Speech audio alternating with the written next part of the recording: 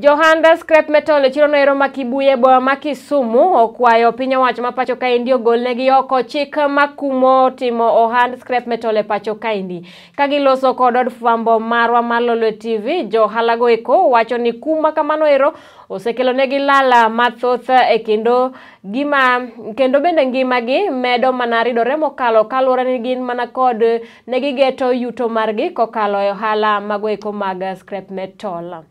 Ane luonga ni godo no umo kech. Atiyo kibuye jwa kali. Bende wawe wayo kita. Yo kate to dokwa ne gotumo marani. Arogo ana ja oyugi skocha.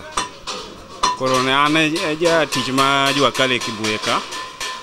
Sikrepo inyo mang'eny nikech ene manyocha samoro wanyalo yudo chumbe moko mwatiyo godo nikech samoro idwaro mana piece mar chuma ma ok nyal teri e duka. To koro kwa dhi e scrap to wanyalo kawogi to waloso go gik mwaloso. Samoro isedhi e duka to morem koro thin mok inyal chako dok e duka. Koro chuni ni dhi e scrap timedo godo to customer yudo gire odhigo ma ok idondori kode.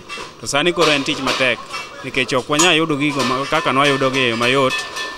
Olore yot bende ko yudi kode tinyalo maki nikech koro en gima riski. Koro wambe waluor mar donjo gi sirkal kendo wakwani mondo ka giyie to ginyalo gonyowa thuolo mondo mi giwenwa scrapoti wayud kaka wanyalo endelea gi customers magwa bende. Mawazo yangu kwa upande wa scrap, mimi naona ya kwamba scrap wakifungua ndio watu wataongeza kuiba vitu sana, kwa sababu wakati ambapo hii scrap imefungwa hatujaona vitu mingi ikivunjwa kama inapelekwa kwa scrap. Lakini wakiongeza kufungua, sasa mambo itakuwa mbaya.